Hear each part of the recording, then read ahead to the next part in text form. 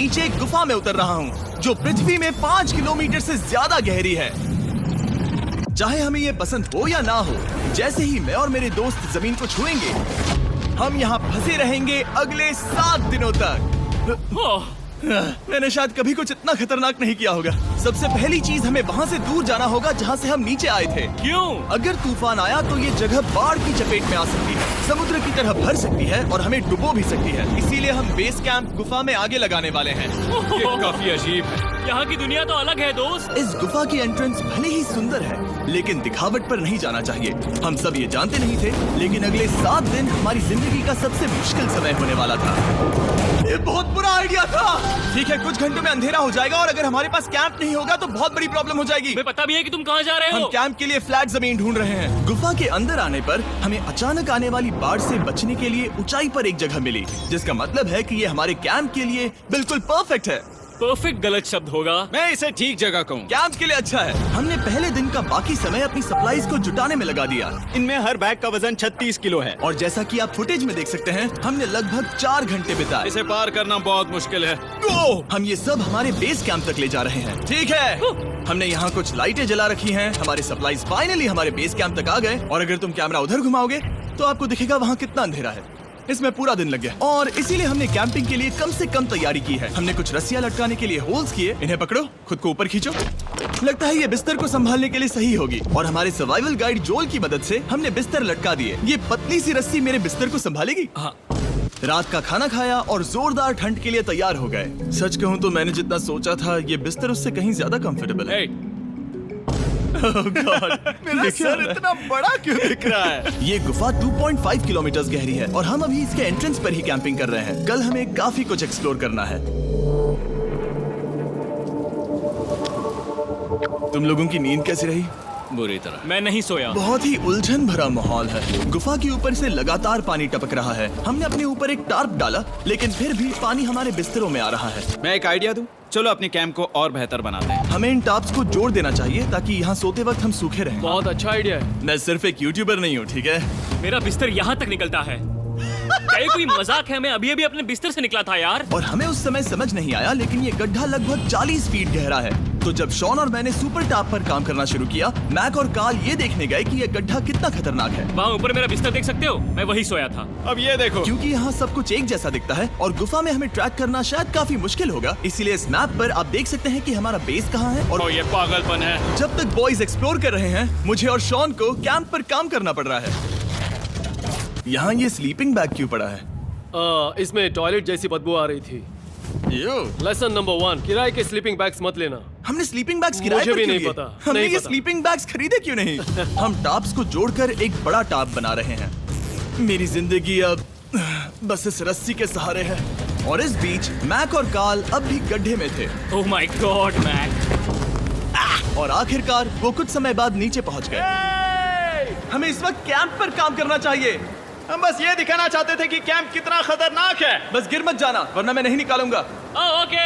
हालांकि उन्हें वापस आ जाना चाहिए था। कार्ल और मैक ये देखना चाहते थे कि वो कितनी गहराई तक जा सकते हैं। ब्रो, ये सच में पागलपन है। तुम्हें लगता है तुम ये नदी पार कर पाओगे?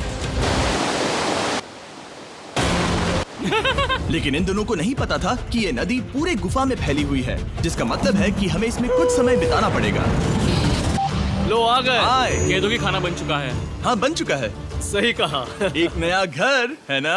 Let's go. अब हमारे पास एक छत है। क्या बात है। मानना पड़ेगा, तुम लोगों ने कमाल कर दिया। और हमने फायर पिट को इस छोटी सी गुफा में रखा है। तो क्या कहते हो? गरम है। काफी कोजी है। ये चट्टानें यहाँ गर्मी को कैद करती हैं और ऊपर से आने वाले टॉयलेट को ब्लॉक करती वो हैं। टॉयलेट नहीं है। तो फिर मैं उसे क्या कहूँ? पता नहीं, शायद बारिश या कुछ और कहूं। लेकिन ये बारिश नहीं है, ऊपर टॉयलेट। पत्थर है। ऊपर देखो, ऊपर बादल नहीं पत्थर हैं। ये बारिश नहीं है, पत्थर का टॉयलेट। पत्थर का टॉयलेट।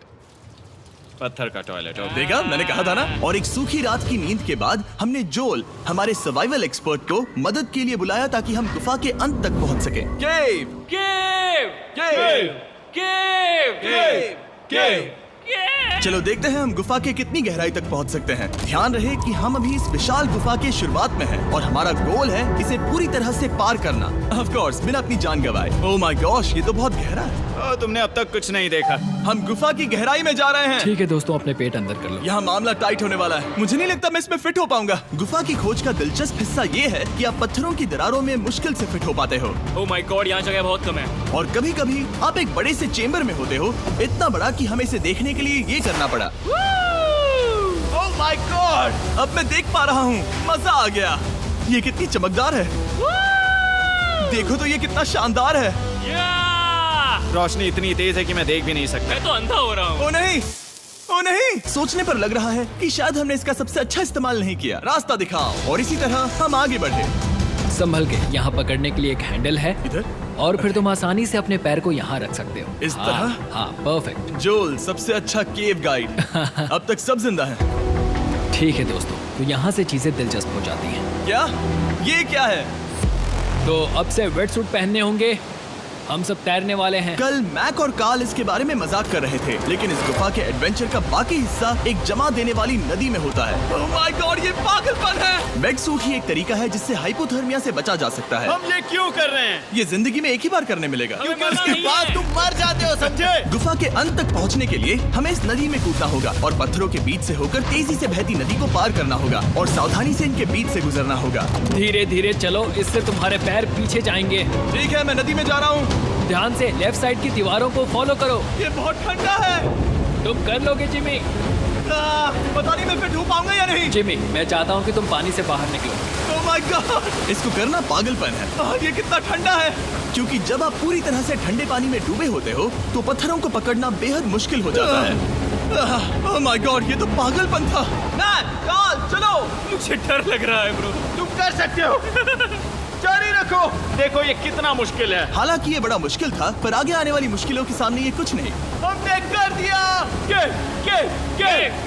बॉय, हम 10% काम पूरा कर चुके हैं, जिसका मतलब है कि ये बस एडवेंचर की शुरुआत है और अंत तक पहुंचने के लिए अभी 2 किलोमीटर बाकी है। जैसा कि तुम देख सकते हो, इस गुफा में 24 घंटे बारिश होती रहती है। इसलिए मैं हमारे लिए एक आरामदायक जगह बना रहा हूँ ताकि हम सूखे रहें। मुझे जानना है कि अगर मैं यहाँ नहीं होता तो ये सब कैसे बन पाता। मैं दावे के साथ कह सकता हूँ वो गीले पत्थर में ही सो जाता। हमें जल्दी चलना चाहिए क्योंकि अब हमारे शरीर गीले हो चुके हैं, इसलिए तापमान तेजी से गिरने वाला है। ये इतना मुश्किल क्यों है? सबसे बुरी बात यह है कि हम जितना इस तरफ आगे बढ़ रहे हैं, हमें उतना ही वापस अपने कैंप तक जाना होगा। हमारा अगला ऑब्स्टिकल पानी से बाहर हो सकता है, पर इसका मतलब ये नहीं कि वो आसान होगा। क्या ये मकड़ी का जाल है? पर यहाँ मकड़ी है ही नहीं। इसका मतलब वो हम पर हो सकती है। तुम्हारे ऊपर है। मुझे इनसे नफरत है। ये गुफा एक मिस्टर बीस्ट वीडियो की तरह है। जितना आगे बढ़ते हो उतना मुश्किल होता है। सच कहूँ तो अगर हमारे पास जोल नहीं होता तो मैं जिंदा नहीं होता। और 3 घंटे बाद जोल के पास हमारे लिए बुरी खबर थी। पानी बहुत ऊंचा है और हमने बहुत समय बर्बाद किया है। हमें आज के लिए वापस लौटना होगा और कैंप में जाना होगा। मैं असहमत हूँ। तुम सेफ्टी एक्सपर्ट से असहमत नहीं हो सकते। फिर भी मैं असहमत हूँ। जो भी हो, हमें इनकी बात माननी होगी। हमने फिल्म बनाने और फ्लेयर के साथ खेलने में बहुत समय बर्बाद कर दिया, इस हद तक कि हमें अभी रिस्टार्ट करना होगा और इस मिशन को कल फिर से शुरू करना होगा।